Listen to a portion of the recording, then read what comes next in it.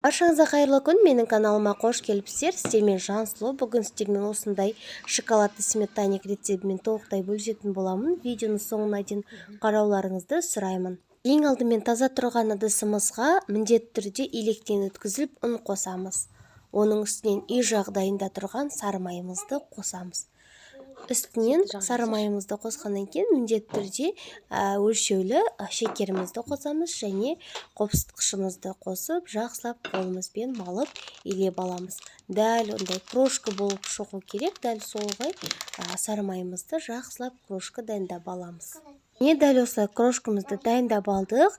Енді осының үстінен мен сүт қосамын, немесе сіздер сметана қоссаңыздар да болады. Мен сүт қостым, және бұл жерде жұмыртқа қосқан жерім түсірілмей қалыпты. Міне тесто дайын болды. Дәл осылай қамырымызды дөңгелекше етіп илеп алып, дәл осылай ыдысымызға осылай салып аламыз. Холодильникке салмасын дайындағанша 10 минуттай тұрғызып қоямыз. Дәл осындай қамырымыз кішкене тынып тұрса, әп-әдемі қамыр болып шығады. Салмасын дайындаймыз. Салмасына 3 дана жұмыртқамызды қосамыз. Үстіне шекер қосып, бенчиктің көмегімен жақсылап араластырып дайындап аламыз. Дәл осылай дайындап алдым. Енді осыны шоколадымызды және сары майымызды микроволновкаға немесе водяной баняға ерітіп аламыз. Міне осылай дайын болған үстінен ерітілген шоколадымызды дәл осы сұйықтықтың үстінен құйып аламыз. Онда бенчиктің көмегімен жақсылап араластырып аламыз. Араластырып алдым. Енді үстінен 20%-тік дәл осындай қаймағымызды қосып аламыз.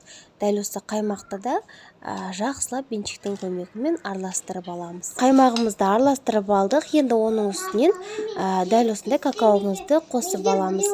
Қалаған түрлі какаоңызды қоссаңыздар болады. Мен дәл осындай түрін қостым. Және дәл осындай салмасы менде дайын болды.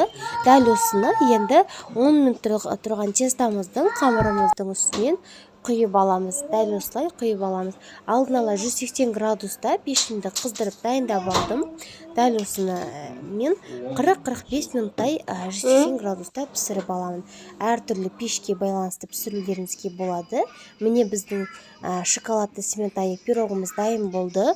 Өте дәмді, арасы пісіп, әдемі болып шығады. Сіздер де дайындап көрсеңіздер болады. Оригинал рецепт. Қазіргі таңда дәл осы рецептпен өзім қолданып жүремін. Өте дәмді болып шығады. Видеом сіздерге ұнаған болса, міндетті түрде лайк басып, комментарий қалдыруларыңызды сұраймын. Әлі алда көптеген видео рецепттермен бөлісетін боламын. Сол себепті менің каналыма тіркелуді ұмытпаңыздар. Дәл осындай қазақ тіліндегі контенттерді қолдап кетулеріңізді сұраймын. Және де менің каналыма кіріп қарасаңыздар, неше түрлі ыстық тағамдардың, тәттілердің, декорлардың, торттардың және миксерсіз пирогтардың да рецептін таба аласыздар. Кіріп, рецепті көріп, қорықпай жасап көрулеріңізге болады. Барлығы оригинал, өзім жасап жүрген рецепттермен бөлісемін. Видеом ұнаған болса, міндетті түрде менің арнама тіркеліп алыңыздар. Видеомды соңына дейін тамашалағандарыңыз үшін рахмет. Келесі кездескенше сау болыңыздар. Сіздермен болған Жансұлу.